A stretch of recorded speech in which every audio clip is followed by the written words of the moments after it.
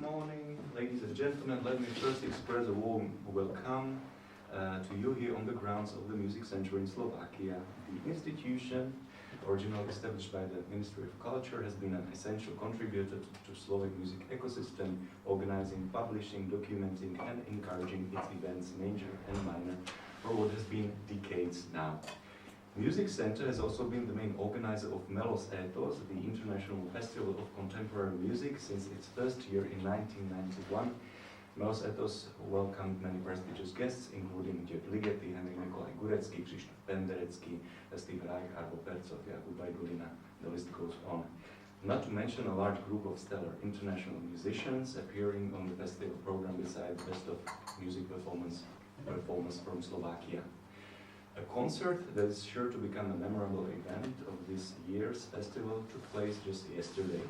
Members of the ensemble Orchestra Les Métamorphoses, with the artistic director Tacquet, performed a program comprising works by György Ligeti, Pavel Haas, Hans Winterberg, and Arnold Schönberg. While some of these figures can be securely considered household names even today, others belong to a large group of silenced voices, composers whose works, careers, artistic visions, and even lives perished during the years after the German National Socialist Party seized power in 1933. It is precisely these composers that are gaining their renown again, at least partially, by the Forum Voix Etouffées and the Forum of Stilted Voices. These silenced voices, but the loud ones too, are going to be the main topic for our today's debate. While everyone's questions or remarks are welcome, the key guests of this discussion are Dr. Agatha Schindler, Slovak musicologist living in Dresden, Germany, joining us online today. Robert Kolář, Slovak composer, performer, musicologist and journalist based in Bratislava. And today's special guest, Tacquet, pianist, choir master, and recently appointed artistic director of Orchestra Les Métamorphoses. Vážené dámy a vážení páni, milí priatelia, dovolte mi privítať vás na pôde Hudobného centra, teda inštitúcie, ktorá sa už desiatky rokov stará o našu domácu hudobnú kultúru mnohými spôsobmi, ktoré ste už pred chvíľou počuli. Hudobné centrum je takisto hlavným organizátorom medzinárodného festivalu Melos Ethos. Ten od svojho založenia roku 1991 privítal mnohých prestížnych hostí, vrátane Györgya Ligetiho, Henrika Nikolaja Gureckého, Steva Reicha, Kajsáriaho a ďalších. Spolu s nimi sa na festivalových pódiach za uplynulých 17 ročníkov vystriedalo množstvo špičkových zahraničných aj domácich interpretov. Medzi pozoruhodné momenty práve prebiehajúceho ročníka patril včerajší koncert Mojzesovej sieni, vystúpili členovia Orchestra Les Métamorphoses pod umeleckým vedením tu prítomného Thomasa Tacqueta. V ich podaní zazneli diela Györgya Ligetiho, Pavla Haasa, Hansa Winterberga a Arnolda Schönberga. Zatiaľ, čo prvé aj posledné zo zmienených mien sú dnes už bez preháňania takmer štátnicovými otázkami, ostatných dvoch by sme mohli označiť ako umlčané hlasy. A Forum Voix Etouffées, teda Fórum umlčaných hlasov, je práve názov iniciatívy či programu, ktorá už vyše 20 rokov systematicky navracia do koncertných programov a pozornosti publika tých skladateľov, ktorých umenie, profesionálne pôsobenie či dokonca samotný život vyhasli pod nacistickou nadvládou v 30. a 40. rokoch minulého storočia. Práve ich osudy a tvorba predstavujú hlavnú tému dnešného stretnutia, do ktorého sa môže zapojiť každý z vás. Vítané sú vaše postrehy, otázky a pripomienky, hlavné slovo však bude patriť trojici hostí. Prostredníctvom moderných technológií sa k nám pripája doktorka Agatha Schindler, slovenská muzikologička, žijúca dlhodobo v Drážďanoch. Potom je to osobne prítomný Robert Kolář, slovenský skladateľ, hudobný muzikolog a publicista. A hostovská stolička patrí aj Thomasovi Tacquetovi, ktorý sa predstavil v rámci včerajšieho koncertu na čele ansamblu Orchestra Les Métamorphoses. More to Thomas. Thomas Tacquet is a French pianist, choir master, musicologist, and with the degrees from the Paris Conservatory, the Conservatoire de Rubinstein de Paris, and the Sorbonne University. His many musical endeavors include working as vocal coach for prestigious French opera houses and for numerous specialized instrumental and vocal ensembles. Since 2017, Thomas Tacquet has produced a number of musical recordings published by various labels and acclaimed by critics. In 2024, he became the only European artist shortlisted as both an instrumentalist and choir master for the International Classical Music Award. Takže Thomas Tacquet, ako ste zrejme porozumeli, je francúzsky klavirista, zbormajster, muzikológ, ktorý drží tituly z parížských konzervatórií, takisto študoval na Sorbonskej univerzite, robí korepetítora v rôznych francúzskych operných domoch a pomáha týmto spôsobom aj rôznym ansámblom, či už inštrumentálnym alebo vokálnym. Od roku 2017 vyprodukoval a zúčastnil sa na mnohých nahrávkach, ktoré vyšli na labeloch, ktoré poznáme a oceňované boli aj kritikou. A v roku 2024 sa ako jediný Európan dostal na shortlist pri udeľovaní cien Classical Music Award ako instrumentalista aj ako zbormajster. Thomas, please, how do you feel after yesterday's performance, which was, as I guess, the first one which took place without the presence of the founder of your ensemble? Let me take some words to about Amaury Duclosel. So, the Forum Voix Etouffées, so Agatha Schindler was founded more than 20 years ago by the conductor and composer Amaury Duclosel, which was also the writer of one of the main books about this subject of silent voices, Les Voix Etouffées du Troisième Reich, which help a lot of young musicians in France, particularly, to understand this history and finally this big history of the 20th century and the evolution of a lot of stylistics in the 20th century due to the political and dictatures in Europe. And so, for us it was really important not to replace Amaury Duclosel, especially in the first concert we had to make outside France without him. And that's the reason why we reorganized the program around chamber music, around wind quintets on one part, and piece by violonist, cellist, and pianist on the other part, and to finish with a Kammer Symphony of Arnold Schoenberg, which still be, I think, one of the most symbolic pieces of this evolution of style in the 20th century.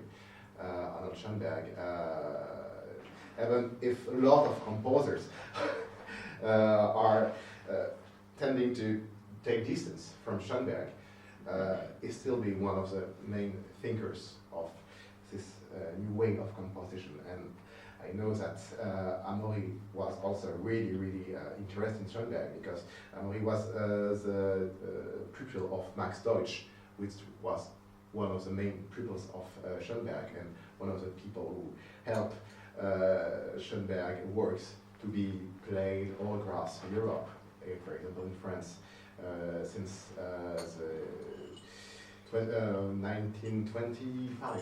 So well, and our other goal is to preserve the heritage of Les Voix Etouffées, of this ensemble. In France, particularly, that's the only one ensemble to work on the music and the works of all the composers which had to suffer exile. Not only, of course, because of the Nazi regime or the different totalitarianism, but also now with an approach about 20 new music. For example, we are currently working with different Iranian composers based in France, and for us it's really important to open the way of silent voices also to the composer, which have to suffer now the exile, because sociologically there is always the same way. You know, finally a big analysis that have been done 30 years ago about this specific question of exile shows that for a lot of composers, that's the same problem. I mean, the need to find a new way of living that can stop the composer work, because when you have to teach during hours and hours, it's really difficult after to compose, of course. But also sometimes, oftenly, sorry, society is that when you are in exile, you think a lot about the past, a lot about what was before, and you construct some kind of new music, which is a kind of bridge between the new part and the ancient part. And finally, what Farnas Montalesifar, Sina Falazadeh do currently in France from Iran, sorry, is not so different than what 1 century ago people like Hans Eisler, Paul Dessau, or Larma Louis Saget, which also had to flew to France, were doing. And so for us it's really important to maintain this this work, specifically in in this world where a lot of values of the European Union are becoming difficult to be hearable. I know that Slovakia still be one of the leader of this in the people country. Sorry, that's after the USSR regime. In France, we know the name of Zuzana Stefanova, for example, and we know that you were one of the first to accept the Euro system. So it's for us really important to do this now in Bratislava for this reasons. Because the European Union, we have to speak in different languages. So I will say a bit of this in French because I can't do this in Slovakian. I'm really sorry about this. Donc, voilà, pour nous, en fait, il est très important de continuer le travail d'Amaury Clausel. En fait, cette structure, les Voix Etouffées, est la seule structure en France et même à l'échelle européenne à vraiment travailler spécifiquement, non pas seulement sur les compositeurs victimes du nazisme, mais sur tous les compositeurs qui ont été victimes de l'exil et qui ont trouvé refuge en Europe. Et cette dimension européenne, elle est extrêmement importante, ne serait-ce que dans le concert qu'on a fait hier, dont on va parler tout à l'heure, parce qu'on voit à quel point, en fait, les frontières, ne serait-ce que les frontières entre la Slovaquie, la Tchéquie, l'Allemagne, sont des frontières assez mouvantes, et à quel point, finalement, les questions également d'exil sont des questions qui permettent de faire bloc, de rendre compte aussi d'une réalité sociale européenne et de la volonté de l'Europe d'avoir quand même, malgré tout ce qu'elle a pu endurer sur la première partie du XXe siècle, à être une terre de création et d'accueil. Et s'il existe en France des dizaines d'ensembles, des centaines d'ensembles de musique baroque, il n'existe qu'une seule structure comme les Voix Etouffées, et même à l'échelle européenne. There are a lot of different ensembles for ancient music, for example, in France and in Europe, but unfortunately there are really, really few of them, speaking about 20th century music and trying to connect this music to social subjects and not only music. And well, that was the reason we all want to keep this alive. It's really important for us. And I think this should be really important for Amaury Clausel also.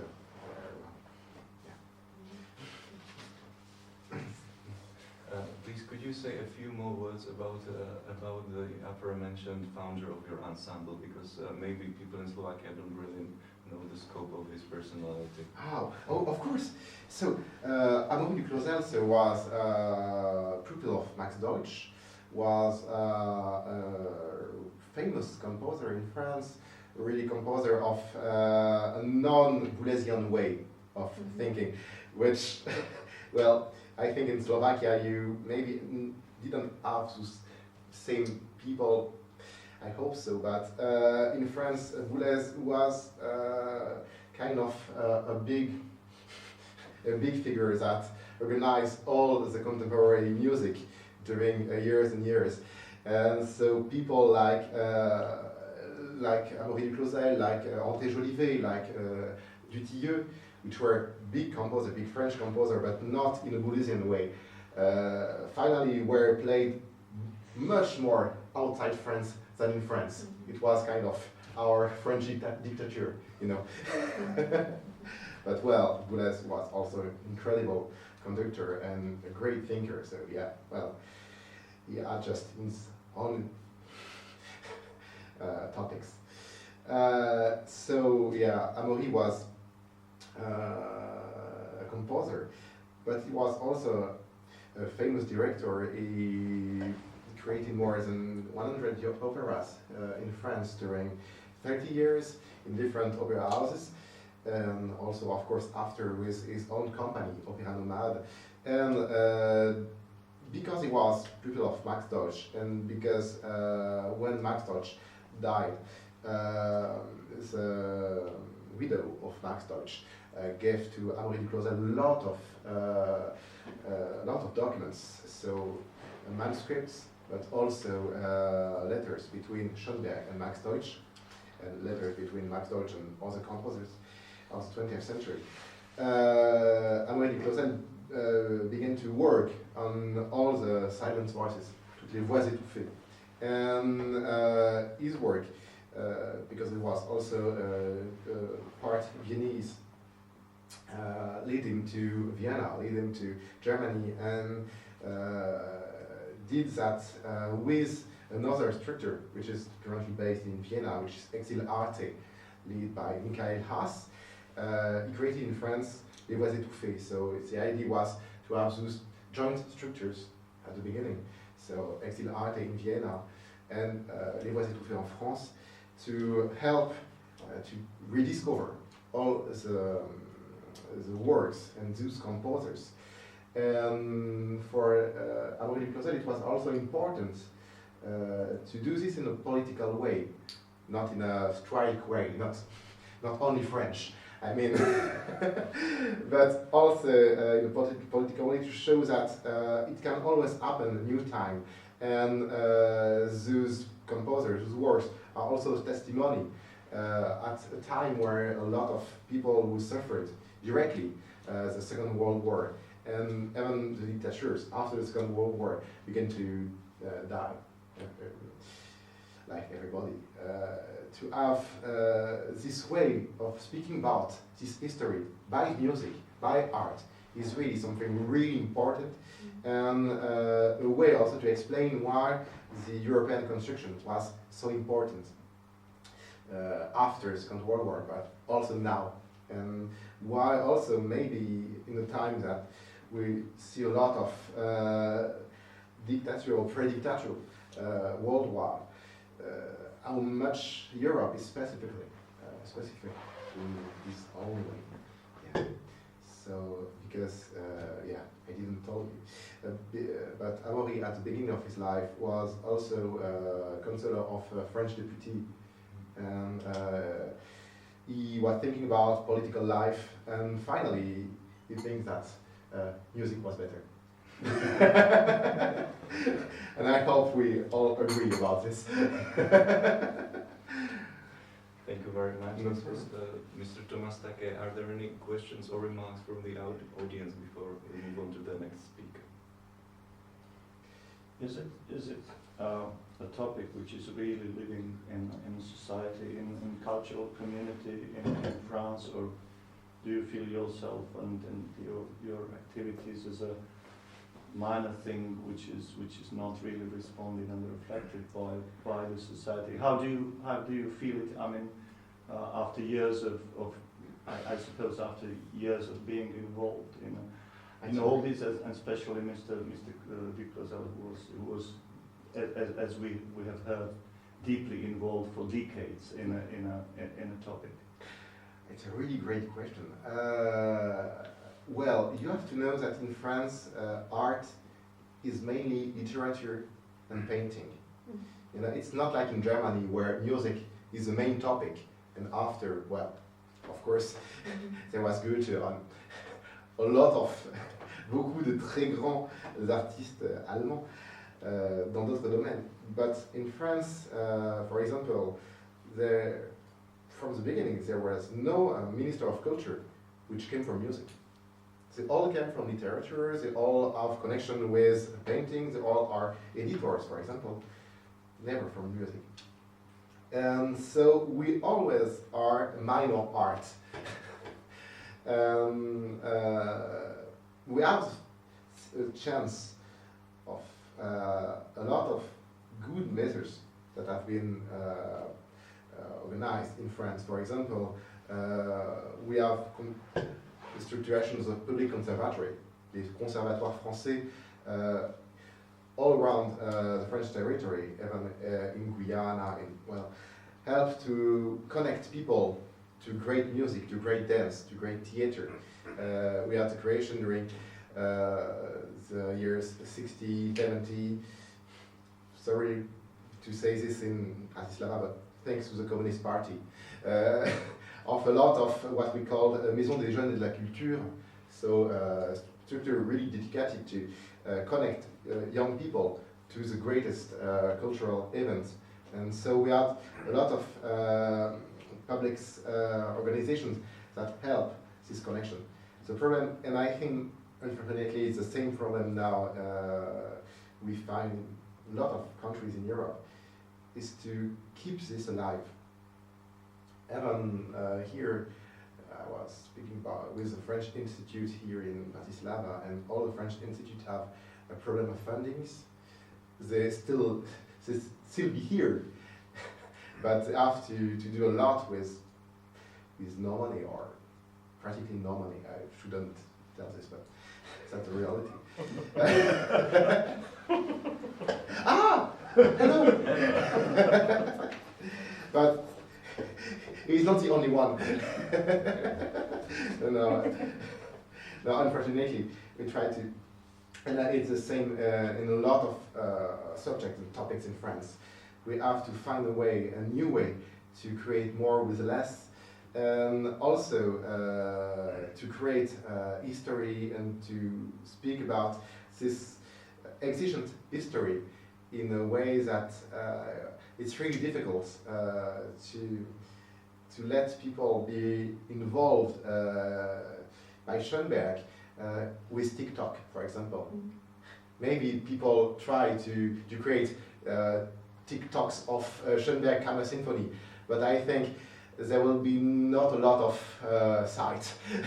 It's exigent culture, and it needs to be explained, to take time to understand it, to understand why. And specifically here with the Milosetos Festival, with this work on Penderecki, on Ligeti, on Kurtag.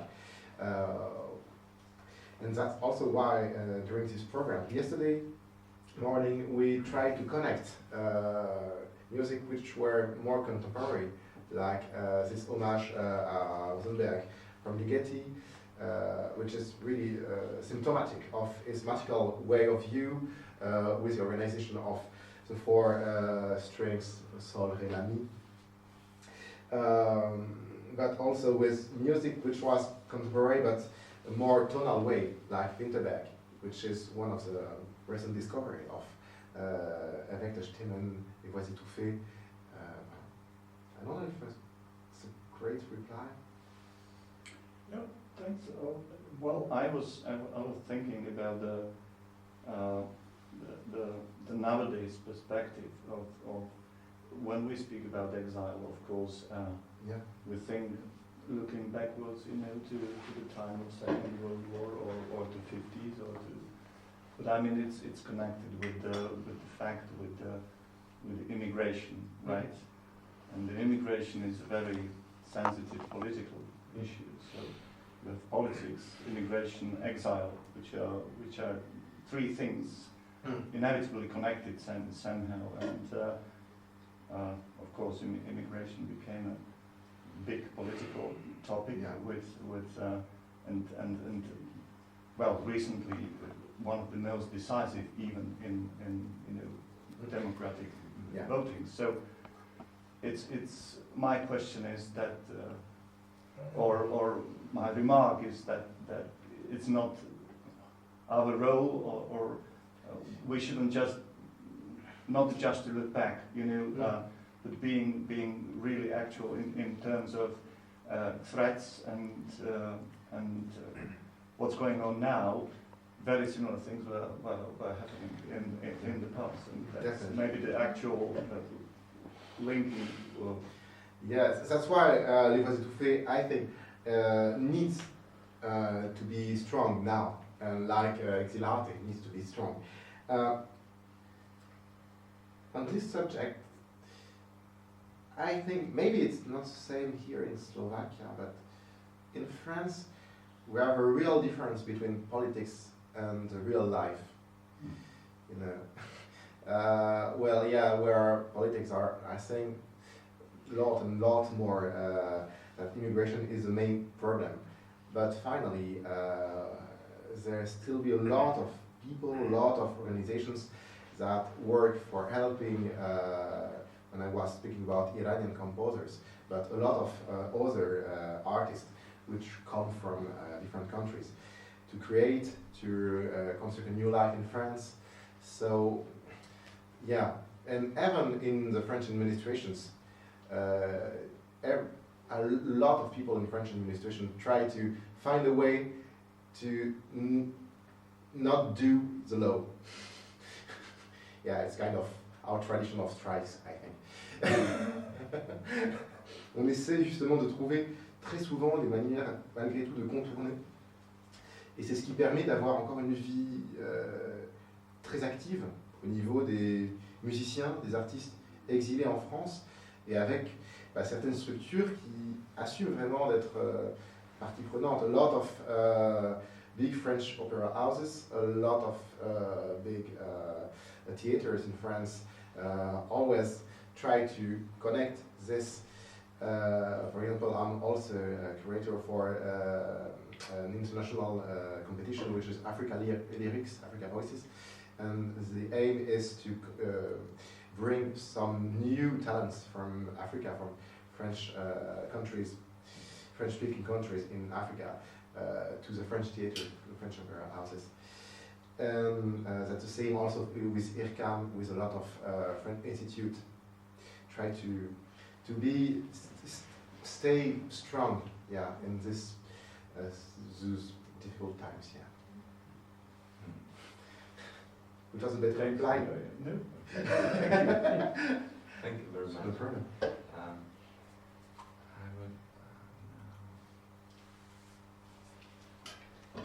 Prosím pěkně, paní doktorka Schindler, počujete nás? Ja vás vôbec veľmi zle počujem.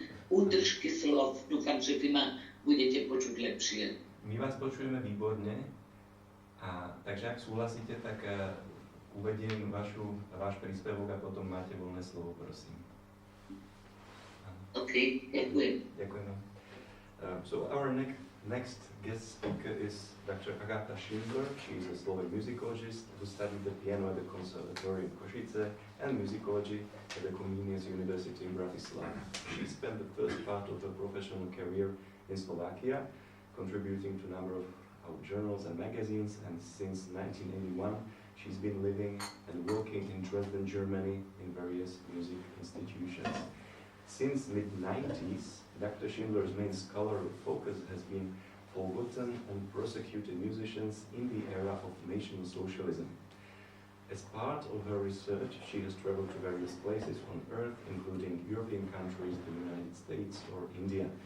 The multifaceted outcomes of Dr. Schindler's work include the book Aktenzeichen unerwünscht, Dresdner Musikschicksale und nationalsozialistische Judenverfolgung 1933 bis 1945, published in Germany, or another book, Tiny Teardrop, Nazism and its destructive consequences on the lives of Central European musicians. The Tiny Teardrop is right here on our table, and was published in Slovakia by Music Center in both Slovak and English. Naším ďalším hosťom je doktorka Agatha Schindler. Ešte pred jej príspevkom si dovolím spomenúť, že táto slovenská muzikologička študovala klavír v Košiciach na konzervatóriu a potom hudobnú vedu na Filozofickej fakulte v Bratislave.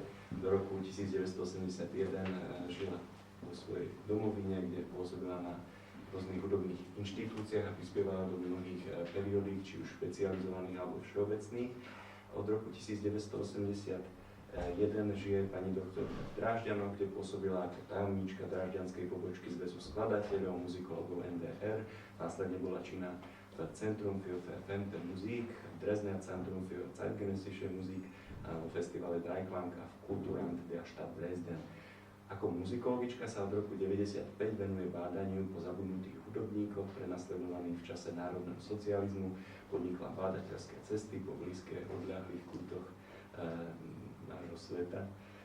A v roku 1999 v Nemecku bola publikovaná doktorkina kniha Aktenzeichen Unerwunsch, teda spis nežiadúci osudy drážďanských hudobníkov a nacionálno-socialistické prenasledovanie Židov v rokoch 33 až 45. Následne pani doktorka prehlbila svoje bádanie aj na území Slovenska, výstupy jej práce vychádzali na pokračovanie v časopise Hudobný život.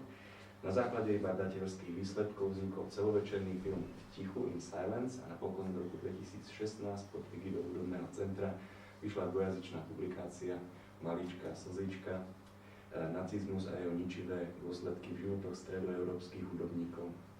Prosím, teraz už prenechávame priestor pani doktorke Agathe Schindler a jej príspevku. Ďakujem veľmi pekne. Hallo von Dresden. Dobrý deň, strašne. To je úžasné, že súbor z Francúzska prišiel na festival do Bratislavy s dielami dvoch českých skladateľov. Nám známeho Pavla Hása a takmer neznámeho Hansa Lindeberga. Dnes ich vyslovujeme jedným dychom. Prečo? Obaja mali jedného spoločného menovateľa. Obaja boli z rasových dôvodov prenasledovaní. Obaja boli deportovaní do ukážkového koncentračného tábora Terezín. Kým z Brna pochádzajúci Pavel Hás ďalšiu deportáciu z Terezína do Osvienčenia neprežil, zahynul tam v roku 1944, Pražák Hans Lindeberg sa vrátil po oslobodení do Prahy. Neskôr odišiel do Nemecka, kde pracoval a žil do roku 1991. Obaja skladatelia boli pre nás dlho neznámi a nehraní. Patria hudobníkom, na ktorých sa podpísal holokaust. A o tom sa nehovorilo. Pojem holokaust zahŕňa v sebe gradujúcu sa stupnicu udalostí. Ponižovanie, prenasledovanie, okrádanie, deportáciu a napokon i vykinoženie 6 miliónov Židov, 6 miliónov ľudí. V Torrente som mala jedného dobrého priateľa, neurológa, ktorý mi raz odpovedal túto prírodu. V jednej základnej škole v USA rozprávala učiteľka školáčikom o krutostiach spôsobených nacizmom. Rozprávala o 6 miliónoch uhynutých, zabitých ľudských bytostí. Tak ako my dnes, ani tie deti si nedokázali predstaviť, aká to bola hromada ľudí. Učiteľka deťom navrhla, aby začali zbierať kancelárske spinky a zhromažďovali ich tak dlho na jednu kôpku, kým ich nebude 6 miliónov. Famózna myšlienka. A deti zbierali dlhé mesiace. Medzi tými 6 miliónami boli aj hudobníci, stovky hudobníkov. Dlho sa o nich nehovorilo. Už dávno som presvedčená, že predstaviť si, čo sa za nacizmu v hudobnej oblasti dialo, je možné iba tak, keď sa vyberieme zvlášť za každým osudom. Keď vypátrame už 10 ročia zariate stopy a v nich človeka, ktorý sa stratil z povrchu zeme, keď ho priblížime, pokiaľ to je pravda možné, so všetkými jeho šťastnými a nešťastnými momentami. Čím viac takých osudov hudobníkov spoznáme, o to viac budeme schopní uvedomiť si, čo sa vlastne v hudbe stalo.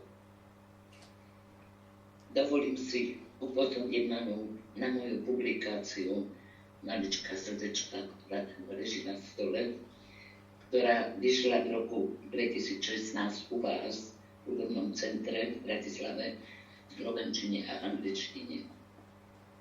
V nej sa nachádza spolu 7 hrdinov, 7 osudov.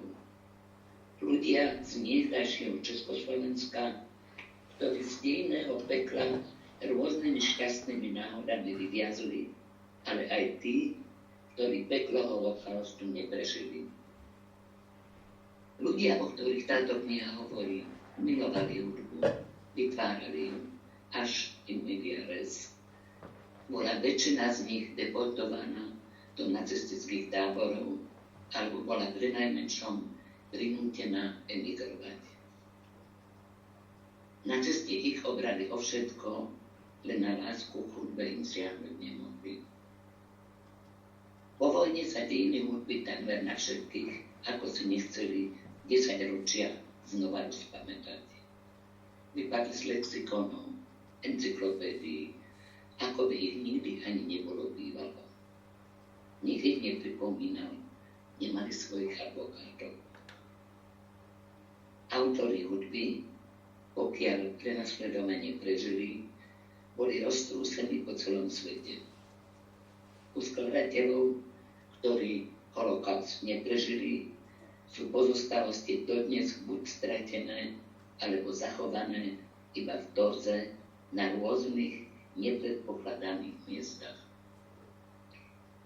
Keď ich hudba po 10 ročiach ticha dnes znova znie, mám pocit, že sa vrátili, že ožili, že sedieme, že sa na nás dívajú, že sa stali našimi priateľmi. Takto je napríklad aj s hudbou Pavla Halsa či Hansa Lindeberga, diela, ktorých včera na koncerte zazneli.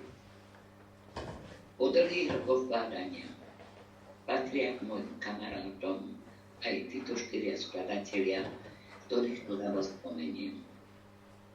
Z Prahy vychádzajúci hudobný historik a skladateľ Artur Schitz, tvorca komornej hudby, piesní a scenických hudieb, ktorý zahynul v roku 1944 v pracovnom tábore pri Rige.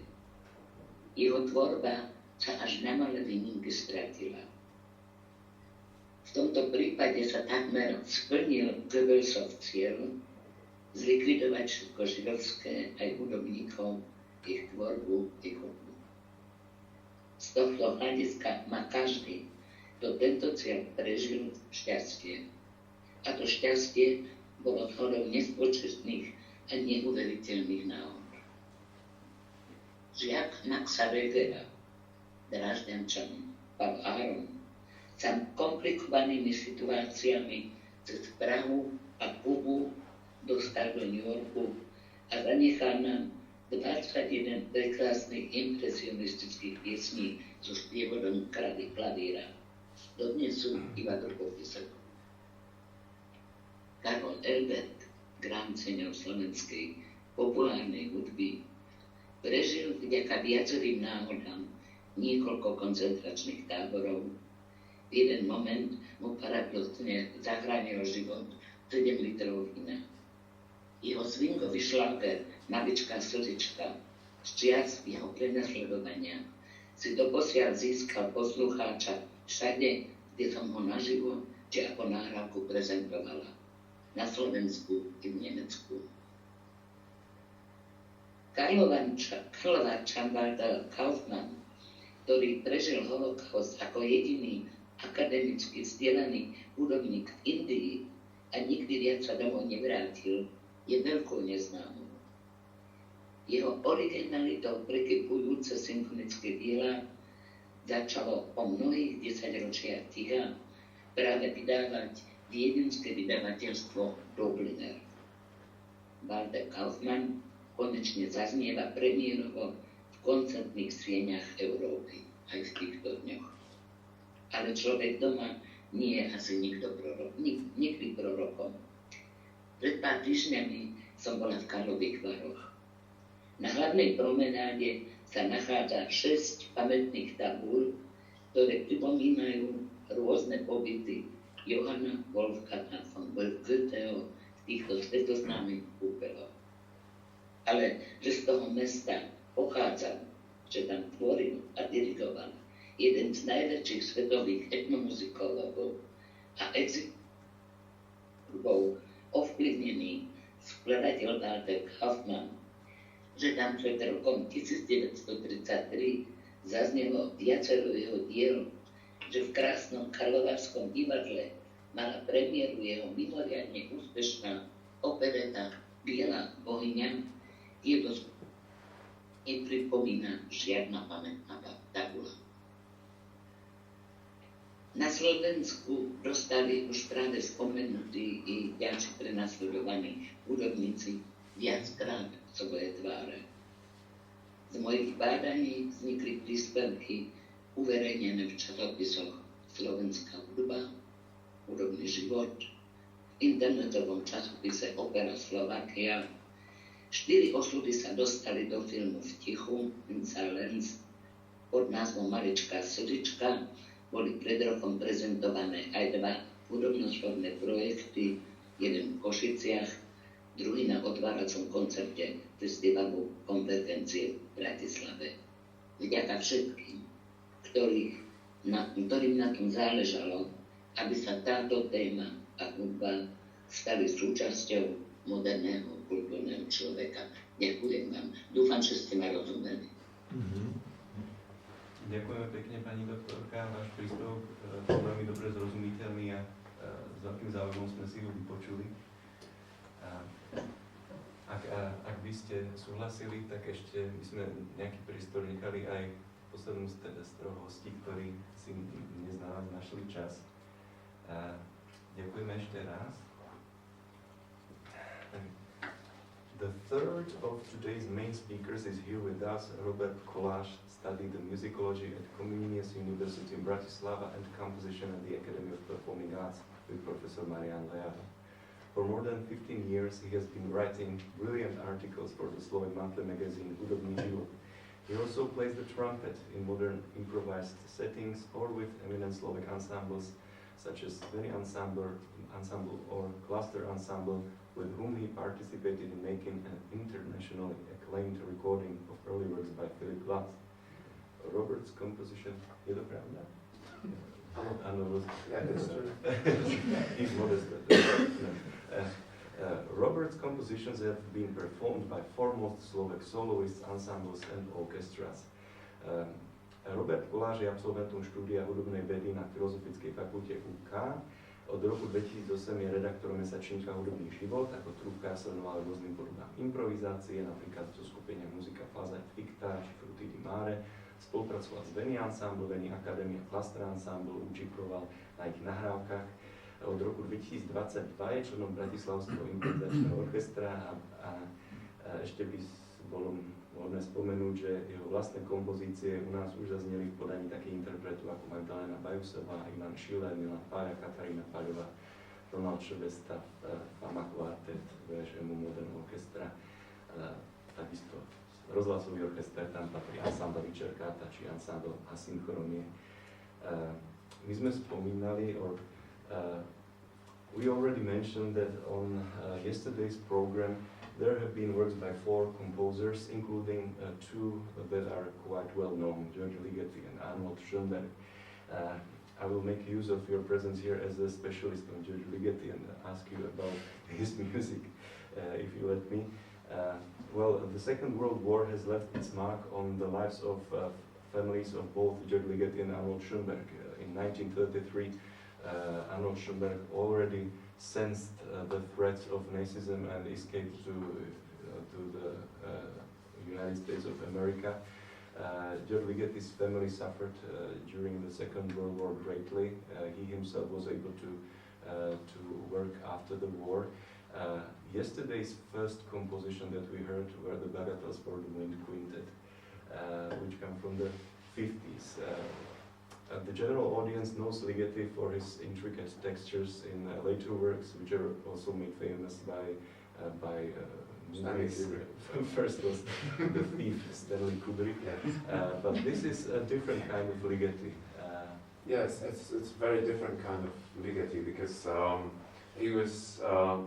We should mention that he was an emigre multiple times. So he's born in Transylvania, but as a Hungarian and as a Jew, but a secular Jew. So he was not he was assimilated, but not really. So he always had problems at first with the Romanian nationalism because of being Hungarian, then with the rise of the Nazi regime, not only in Germany but also in the satellite countries. And we should also mention that, yes, as you said, his family suffered greatly because his brother died aged 16 in Mauthausen, a concentration camp, and both of his parents were transported to Auschwitz, where his father died and his mother survived. She was able to return back to Budapest. So he was sort of uprooted, and this is what made his decision to settle, because he was like deciding between Bucharest and Budapest. And as a uprooted Hungarian, he chose Budapest and went to the Liszt Academy, where he studied with Sándor Veres. That was his main pedagogue. And the situation after the war was very tricky for Hungary because it was on the side of the losers of the war, not like Czechoslovakia, let's say, our country. The Hungarians had a very strict regime imposed on them because they had to pay compensations to the Soviet Union as a former enemy. And it was very hard for them because all the industries, if they were not destroyed by bombing, they were dismantled by the Russians and moved to Soviet Union. In other words, they were stolen. For instance, there was this famous Osram light bulb factory in Hungary, which was sort of functioning, the only functioning business which was there. The Russians came and took all the machines to the Soviet Union doing whatever, so and even, you know, left without any means. The Hungarians had to pay the compensations to Soviet Union. Anyways, Ligeti was at that time a left-leaning young intellectual, so he felt relatively easy with sort of new regime, but problems started arising very soon. At first it was his, I think, a cantata for some Boy Scouts pioneers. They were called the pioneers also in Czechoslovakia. I don't know the Hungarian name for it, but he composed a youth cantata for these, and he was criticized that he used counterpoint, that it sounded like Handel, so that it was like feudal music used in a communist youth cantata. So that was first problem. The second problem was with his cello sonata, which has two movements. Maybe it's relatively well-known work of Ligeti's, and it was written at a longer period of time. So the second movement, the first one is like more traditional, inspired by folklore. That was okay, but the second movement was not allowed to be performed. It was like too much for the censorship. It was allowed to be recorded in the radio, but not performed live. Another problem arose with his 1951 Concert Romanesque, which is now paradoxically, and Ligeti would possibly scream out of desperation that this is his most performed orchestral work nowadays, because it's, you know, tonal, modal, and very easily accessible, and it's a very funny work. If you don't know it, please listen to Concert Romanesque. It's really, you will laugh listening to that. And there, again, the first two movements are sort of traditional folklorist socialist realism, which was asked for by the communist rulers. The third movement is so-so, but you have like natural microtones from the French horns, which is somewhat odd, yeah. And the fourth movement, it's like outright parody of the whole socialist realism doctrine and the Zhdanov doctrine, which was imposed in the Soviet Union in 1948. And the work was about to be performed, but at the dress rehearsal, a censor came to listen to it, and he said, no, not a final movement, so it was banned, couldn't be performed. So Ligeti sort of adopted two phases. One was his official public phase, where he was composing pieces for choirs, for children and so on, instructive pieces. And the other one was his private phase, composing works for his chest choir, like leaving it for some later time. And one of those was his first string quartet called Métamorphoses Nocturne, which was like his teacher, Sándor Veres, who emigrated to Switzerland already in 1949, regarded as a top-class chamber work, in contrast of the terrible provincialism of most of Hungarian chamber music, which was produced in the earlier Stalinist era in Hungary. And the second one was Musica Ricercata, a very interesting cycle of 11 piano pieces, very much inspired by Bartók, of course, his 14 bagatelles for piano, which were very audacious for 1908. They were rejected by all publishers because the first composition had like 4 sharps in the right hand and 4 flats in the left hand. So they said no, nobody wanted to publish this. And Ligeti, being inspired by this and by another cycle of instructive piano pieces by his teacher Veres, composed this conceptually very interesting set of short pieces, starting with 2 notes and continuing adding one by one up to the whole 12-tone series, ending up with a hyperchromatic Ricercar, which has to be scored on 4 staves instead of 2, and it's extremely difficult to perform on the piano. So, and from that he derived, he orchestrated or arranged 6 pieces. The first one for wind quintet. The first one is the third piece of Musica Ricercata, which is based on just 4 notes. So C, E flat, E, and G. So you have C major, C minor, and his, like jokingly, as you could have heard yesterday, playing with this material, with this ambiguity, major, minor. And that was still okay. Also the funeral bells for Bela Bartók, that was still which is the 5th bagatelle, but the 6th was the problem. So again, they were about to be performed by a prominent Hungarian wind quintet, for which, by the way, also other Ligeti's teachers composed very decent pieces, very well orchestrated, so to speak.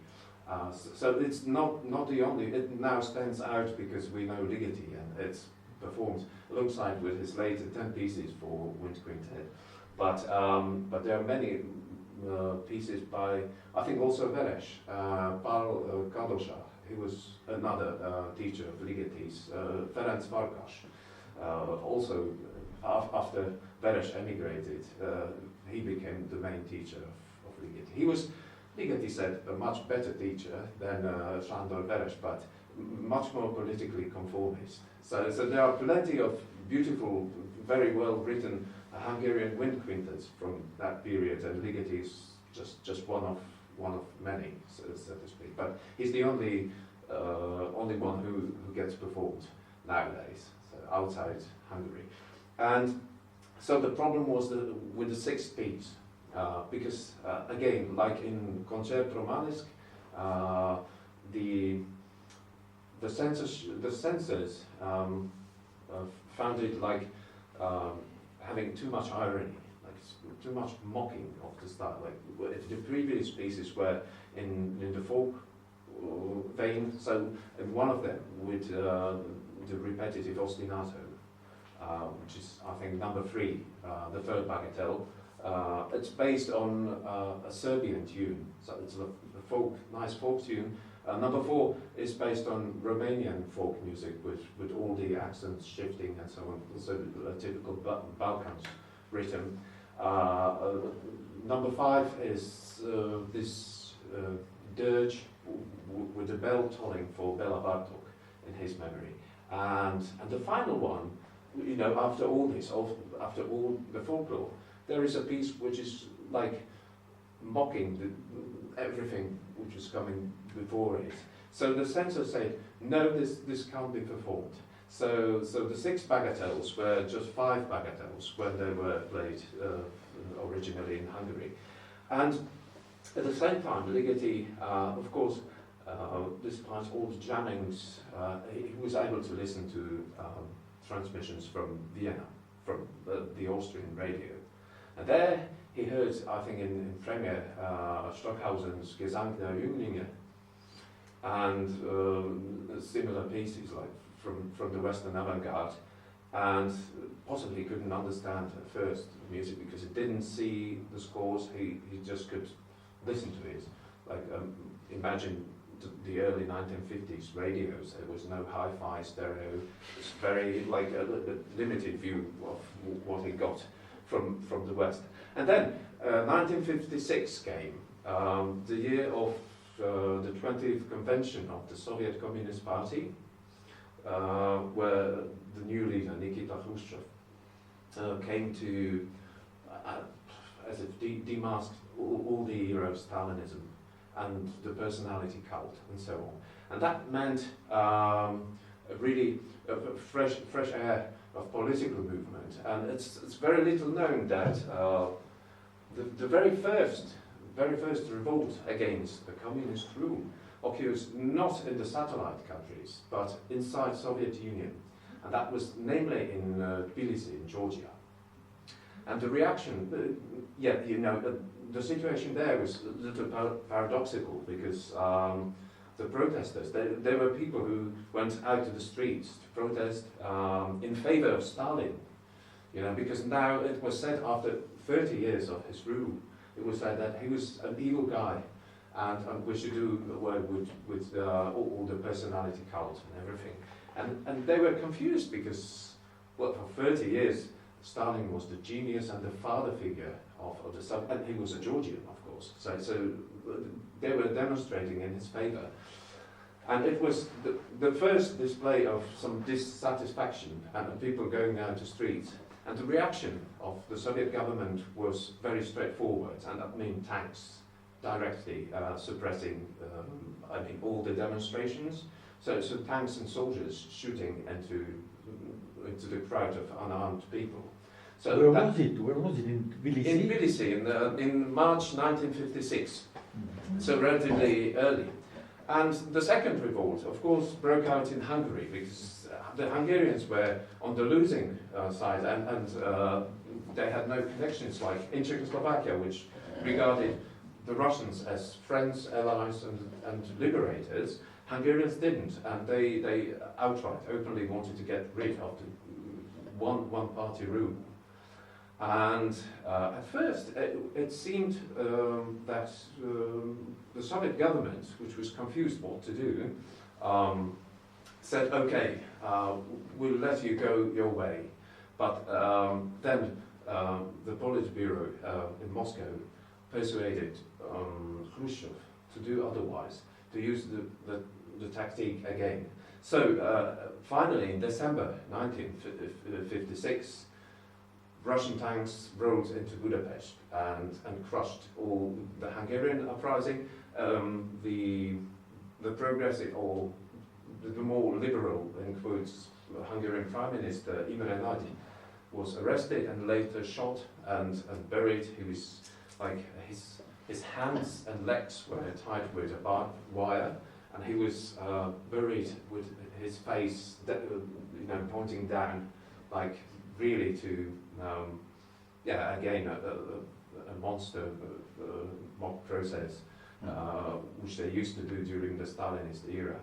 So the uprising, the Hungarian uprising, was crushed, and tens of thousands of people fled the country. So Ligeti took his wife and a suitcase full of his scores, including the first string quartet and possibly the musicologist, maybe the bagatelles, maybe the cello sonata, and the sketches of his very new work, which was in Hungarian called Víziók, the visions, and very much influenced by what he had heard from the Austrian radio broadcast.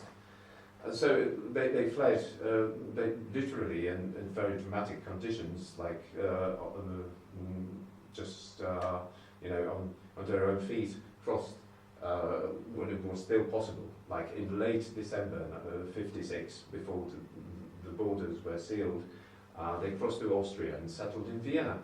And then he started corresponding with his former teacher, Sándor Veres, who was already in Bern in Switzerland. And they were trying to arrange some way of settling. Also, Ligeti's ambition was to settle in Switzerland as well. But Veres replied that Switzerland had some quotas. So how many Hungarians can be let in? And he said, unfortunately, these are full, so you can't go to Switzerland. So nothing came out of it. Even Sándor Veres, who was a professor at the Bern Music Academy, was granted Swiss citizenship just a few months before his death. And that was like, I'm not sure exactly, maybe year 2000 or so. So very, very late, the Swiss were like. Paul Klee also had a very similar, I think he was never granted Swiss citizenship for some reason. Yeah, so nothing came out of it. So Ligeti at first settled in Vienna, and then he moved to Cologne, to Köln, and there he became a collaborator in the Cologne electroacoustic studio, and became a proponent of the new, very, very fresh aesthetics of Darmstadt. So Boulez, Gottfried Michael König, and Karl-Heinz Stockhausen. And this is where the final departure from his teacher started. So at first, Sándor Veres was sending letters of approval and talking really high of Ligeti, but very soon he started to have very serious doubts about his new direction, because Veres didn't want to go that way. And fortunately, Ligeti didn't become a Swiss citizen. He went his own way, and if you nowadays listen to music by Sándor Veres, it sounds sort of like the continuation of Bartók's music for strings, piano, and percussion and celesta. Not so appealing, I would say. And Ligeti went his. If you read his articles, he was really a very ardent proponent of this new quartz religion of the avant-garde music. And the point was for them ideologically to draw a very thick line and to remove all traces of past from the music, because it was corrupted. It was very very interesting, similar kind of rift between in Paris between the young Pierre Boulez and René Leibowitz, who was secretly, of course, because Paris was occupied by the Germans, and I don't know how anybody with a family name Leibowitz could survive in Paris, but he somehow could, and he was giving secret lectures on 12-tone music, which the young Boulez was really fond of, but then they had an argument and never reconciled, which is also very typical of Boulez. So Ligeti became a friend and a proponent of that Boulet's direction. So if you compare the 6 bagatelles from yesterday and his 10 pieces for wind quintet from 1968 maybe, the difference is huge, not it? Huge.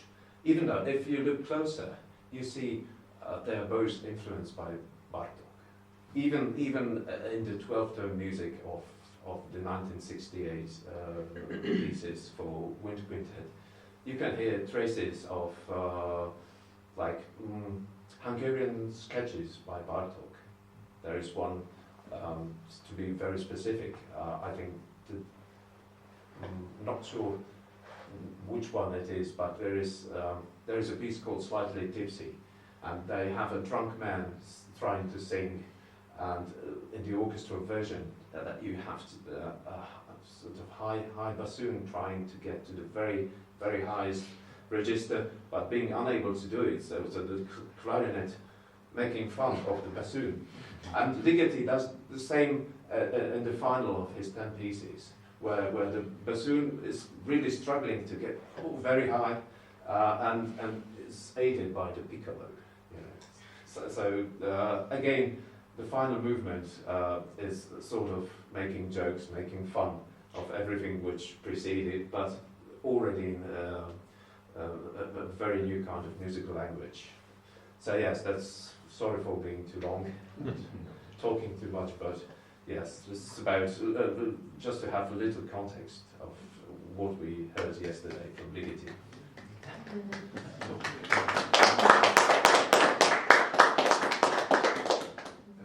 Yeah, for us it was also really interesting because what we tried also to do with this program yesterday evening was to show the Czechoslovakian and Hungarian roots inside new music. So of course in parallel arts you have a lot of this because there is a strong Czech influence, but also in Winterberg, you know, a campus is student suit. What we played for the, you were one of the first audience to hear this since 60 years because it has been published just 3 months ago by Bouze, thanks to Exilarte work. He was at this time composing a lot of atonal music, and specifically for this, he bring back to tonal music for the student suite only to show that he remembers the music of the past of his years of student, as a student, with all this new kind of music with Kolář. Well, maybe Schindler is not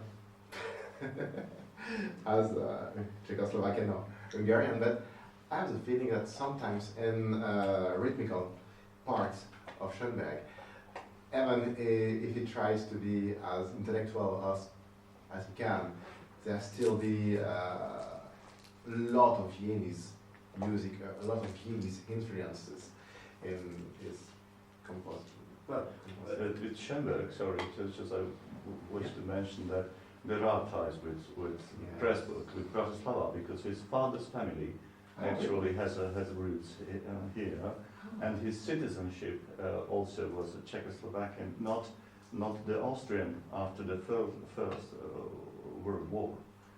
Okay. So, still. Now, I wanted to add that the young Schönberg, he was, I think, definitely familiar with the music of Dvořák, but he was also admiring the string quartets by Smetana, which are very expressive. The late 2 string quartets from My Life, which is the first one, and the D minor quartet, second one. I'm not sure if Schönberg possibly has a D minor string quartet, something, one, maybe his first one, but there definitely is an influence. And the Verklärte Nacht is also in D minor, so there could have been some trace of an influence. At least first half. Yes. Because Smetana is very expressive, so he's in his deafness, not really caring what people thought about his music, and just really open. So Schönberg definitely did admire Czech music. That's the end. Any more questions from the audience, please? The debate is going well. No, if I may, I have one question. Like for the Second World War, France, as we know it was divided. The north was directly occupied by Germans. The south was sort of this régime de Pétain, Vichy, sort of. And we know about some composers like Darius Milhaud, who was Jewish and left for the United States. But we know about some secret performances of Messiaen's music, like Vision de la Reine, who was given a very secret premiere in Paris to make sure that no Germans come in, so only the French could listen to. And there was René Leibowitz, the young Pierre Boulez. Are there any composers who were either deported to concentration camps or persecuted for some reasons? Like I don't know how for instance, Arthur Honegger moved to Switzerland he was back there, but for example, how about Francis Poulenc, who was homosexual? That was not very welcome in under Nazi occupation. So were there composers who were really suppressed or exiled or deported? Well, it's a great question because that's more my topic of working as musicologist. Firstly, France still be France, even during the occupation. So there were a lot of policemen that were against the situation that didn't help anything, explaining that oh la la, oh we don't understand, oh la la, there are all those formulas to fill, oh it will take time, and so a lot of composers finally have been helped by policemen which were trying to explain that to the Nazi regime. We can't, really, too complicated. So, for example, that's the case of the concert de la Pléiade that you speak about with Messiaen. Well, they were not so secret, in the occupied Paris, when a concert is bringing 200 person in one private gallery, it was easy to know. But the French policemen were often not seeing what was happening, and also for a lot of German, we have to say that when they were striking during 1 year in Stalingrad, when they were in Paris, it was kind of a 3-star hotel. So, there are also all this idea. Also, the idea that, for example, for Honegger, he was not totally Honegger, Messiaen. When there are two sides. For example, Messiaen began to be a teacher in Paris Conservatory, taking a seat of a Jewish teacher that had to left his seats. So he was also able to say this to the Nazi authorities, saying, "Okay, I took this seat." And on the other side, finally, especially for musicians which were lead to exile, even in the France Libre, in the Pétain regime, there were people that will be really not have a comfortable life, but helped with a lot of great people. For example, Joseph Cosma have been helped during his stay in France Libre, and even had composed more than 10 compositions for movies between 43 and 45. And on the other hand, like Erich Torkan, some have been imprisoned in the Camp des Milles, which was a camp in the France Libre near Aix-en-Provence. And from this camp, people were deported to Auschwitz or other camps. So even in the France Libre, there were camps which were deporting people, and that's the reason why Richard Kahn finally flew to and gained his exile to the US, passing by Spain. So there are a lot of different cases, and in France, well, unfortunately, it depends. Yeah, you are in front of a policemen which were really with the Nazi ideas, like everything Tacquet, and it will be really impossible to live, and you will have to leave.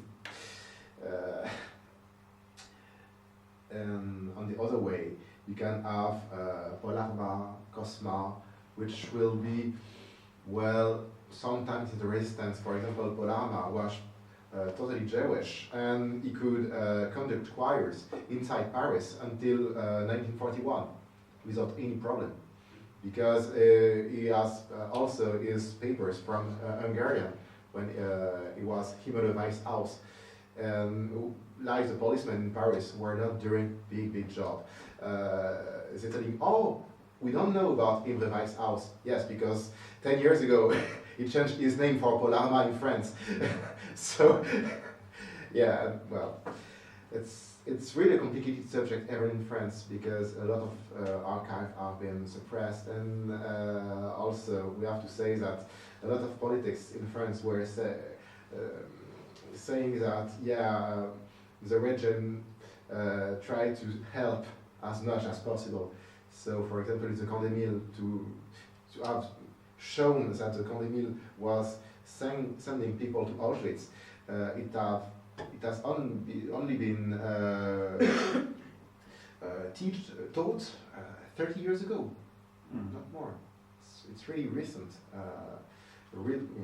and it's difficult also in France on this way. So yeah, maybe it's part of the reply that it depends, and that a lot of it depends on the policeman you have in front of you.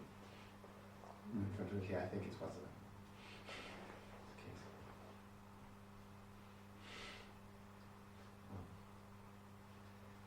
Well, I would like to express a very warm thank you to all three of our guest speakers and to all of you for your attendance. I think we can end this discussion and maybe continue in private settings. Ďakujeme veľmi pekne pani doktorka Schindler. Týmto sa už končí naša diskusia. Verím, teším sa na budúce stretnutie, či už osobne, alebo aspoň takto sprostredkovanie.